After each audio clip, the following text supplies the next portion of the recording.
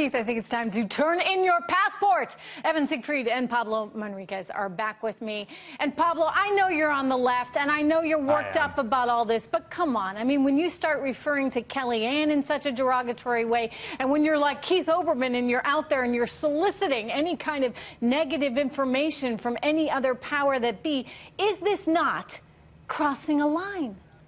I mean, it is and it isn't. We have, obviously our First Amendment freedom of speech. And, I think that, dare I say, that the mainstream media does kind of sound like a basket full of deplorables right now, you might say.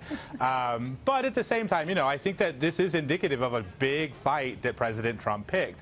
And when you pick a big fight, you need to be willing to finish it. So, when it comes to everything from like this morning's tweet about, canceling press briefings and offering press statements and stuff like that, that's just not going to work in our democracy.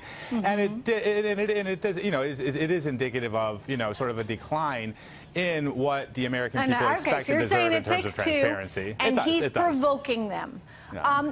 I'll give you that he needles them a bit. And making the comment about no press briefings, that gets a little, folks a little bit rallied up. But, Evan, back to, for example, what we heard about Kellyanne Conway. I mean, I just think there's a double standard here.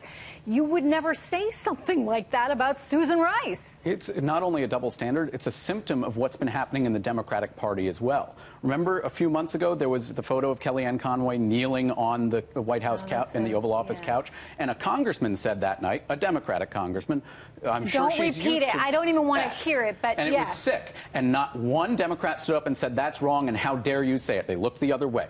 And if you look at what Democrats have done since they have lost this election, over 1,000 seats since 2010, they have gone out and embraced extremism. They're going out and embracing figures who are peddling conspiracy theories. Now you have U.S. senators actually saying that people like the Palmer Report and other conspiracy theorists online are mainstreaming ideas. And when Democrats don't stand up and condemn it, they're condoning it, and they believe this behavior of Olbermann et al. Is perfectly fine. What's happened to our society? Right.